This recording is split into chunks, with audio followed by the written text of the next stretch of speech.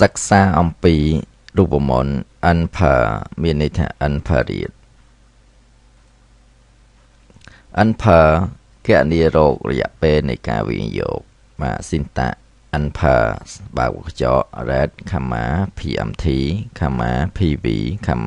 fv thai តោះចឹង unper មានន័យថា unperiod ចំនួនរយៈពេលជាខែ red អត្រាការប្រាក់ក្នុងគ្រា PMT payment ការបង់តាមពេលជាខែ PV present value តម្លៃបច្ចុប្បន្ន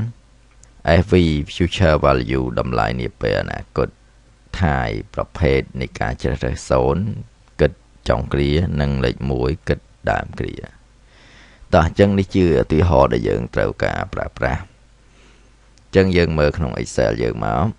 បាទយើង add sheet ថ្មីមួយទៀតរួចយើង rename វាមកដាក់ថា unper អញ្ចឹងយើងចូលទៅលើបាទ here នេះមកបាទរួចយើងវាយពាក្យ unper រួចយើងคลิกលើ unper function បាទអញ្ចឹងយើង scroll ចុះក្រោមមកនេះចង់ទិន្នន័យប៉ុណ្នេះតោះអញ្ចឹងនេះគឺជាទិន្នន័យរបស់យើងមានន័យថាបាទ annual interest rate មានន័យថាអត្រាការប្រាក់ប្រចាំឆ្នាំ 0.12 បាទ payment បាទ made each period អញ្ចឹងមានន័យថាយើងបាទបានបង់ក្នុងមួយខែហ្នឹង$100 present value តម្លៃបច្ចុប្បន្នគឺ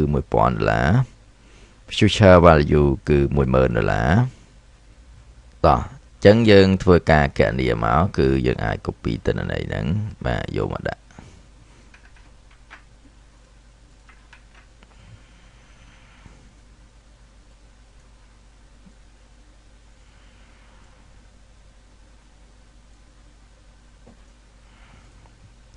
តោះអញ្ចឹងយើងអាចដាក់ចម្លើយនៅត្រង់នេះបានហើយទី1យើងស្មើ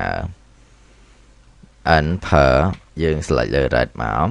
បាទអញ្ចឹង red ហ្នឹងគិតប្រចាំឆ្នាំអញ្ចឹងយើងគិតជាខែយើងត្រូវយកចែកនឹង12សិន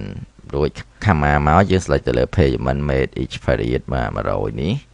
comma មកទៀតគឺយើង select លើ present value គឺ1000នេះ comma មកទៀតគឺយើង select ទៅលើ future value គឺ10000នេះcomma មួយទៀតមកគឺយើងអាចបាទ select លើលេខ1នេះតែម្ដងរួច enter តែម្ដង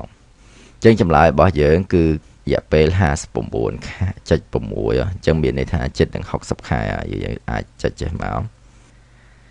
បាទអញ្ចឹងយើងអាចដាក់ទិន្នន័យជាចេះមកអញ្ចឹងយើងមកមើលផ្ទៀងផ្ទាត់ទិន្នន័យនេះបាទអញ្ចឹងនេះដូចគ្នាគឺរ